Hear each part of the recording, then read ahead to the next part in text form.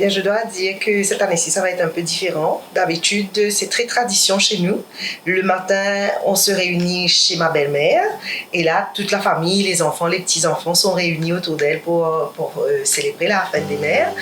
Mais comme on est assez nombreux quand on est ensemble, donc cette année-ci, on va faire très attention à cela parce qu'il faut quand même ne pas... il faut respecter le Quarantine Act, comme on dit. Et donc, nous, on va rester à la maison cette année-ci. Je serai toute seule à la maison avec mes enfants pour célébrer la fête des mères, loin de la famille en tout cas.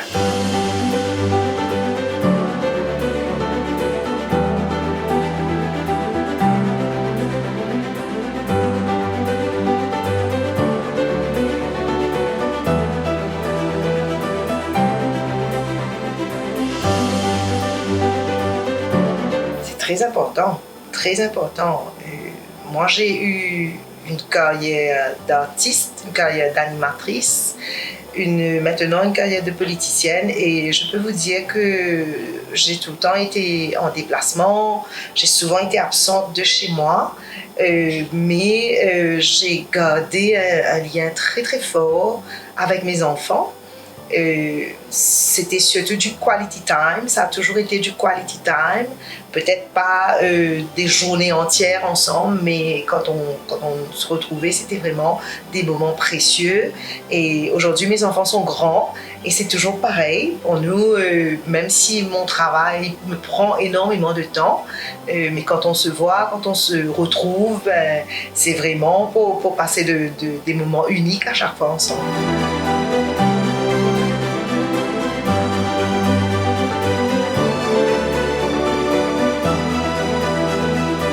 Alors, quand vous me posez cette question, je pense tout de suite à mes collègues députés, mamans, qui ont de tout petits enfants. Parce que je pense qu'avec les petits, c'est encore plus difficile. Pour moi, je dois dire que maintenant, mes enfants sont grands, indépendants, ils ont terminé leurs études universitaires, ils travaillent. Donc, disons que je suis un petit peu moins stressée, on va dire. Mais j'arrive à le faire, on est en contact tous les jours, on se parle. Maintenant, grâce à toutes ces possibilités, on peut se parler toute la journée, même quand je suis dans ma circonscription, des fois on se fait un petit appel vidéo, on se parle. Quand je suis en route, on trouve tous les jours l'occasion et le moyen pour pouvoir rester en contact. Mais je pense que, comme je vous dis, quand les enfants sont grands, c'est moins difficile que quand ils sont tout petits.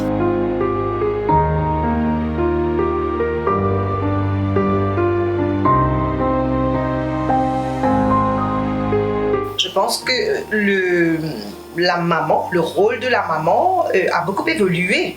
Maintenant, les mamans font face à des enfants différents de ce qu'étaient les enfants il y a, allons dire, 10-15 ans de cela.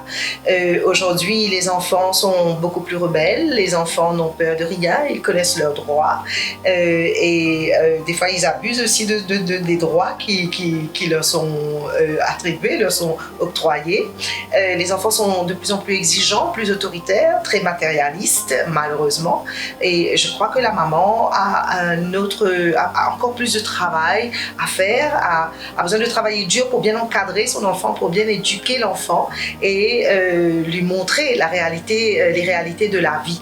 Et je pense que plus nous évoluons dans le temps, plus le rôle de la maman change. Et aujourd'hui, on voit que les mamans, elles ont besoin de travailler dur justement pour pouvoir maintenir cette fusion, cette bonne relation avec son enfant, parce que s'il n'y a pas cette constance dans la relation, eh bien, la chaîne peut se briser en un rien de temps.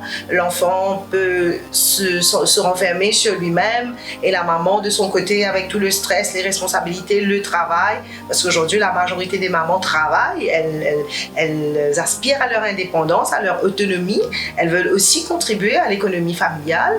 Donc il y a tout cela, toutes ces responsabilités et tout ce qu'elles portent sur leurs épaules qui font que souvent certaines choses leur échappent en ce qui s'agit de cette relation précieuse, importante entre la maman et l'enfant. Et c'est là-dessus souvent qu'on a besoin de travailler dur. Enfin, on ne va pas dire travailler parce que ça c'est en nous. Les mamans, on appelle ça l'instinct maternel, on sait quand ça ne va pas, on sait quand l'enfant est malade, on sent quand il y a quelque chose qui le fatigue. Mais malheureusement, des fois, il y a des choses qui prennent le dessus, il y a des situations qui prennent le dessus, il y a des difficultés, il y a des défis aujourd'hui un peu plus grands à relever en tant que maman.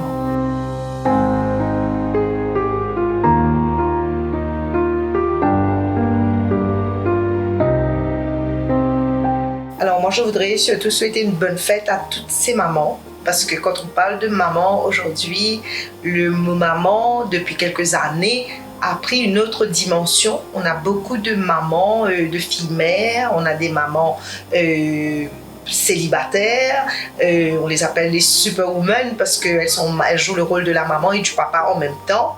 Ce sont les mères courage. Il y a des mamans qui ont perdu leur époux également et qui doivent assumer ce rôle, le rôle de papa à la maison. Et puis bon, il y a les mamans tout court. Je voudrais vous souhaiter à toutes, peu importe dans quelle situation que vous pouviez être actuellement, connaissant un peu le contexte dans lequel nous sommes en train d'évoluer depuis l'année dernière. Ça doit être encore plus difficile pour les mamans. Alors je vous souhaite une bonne fête malgré tout, une bonne fête et surtout continuez.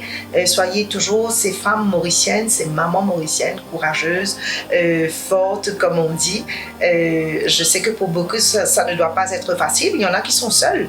Il y a des mamans qui sont seules. Moi, je me suis retrouvée des fois toute seule en tant que maman parce que mes enfants étaient à l'étranger en train d'étudier ou de travailler. Je me suis retrouvée toute seule pour la fête des mères.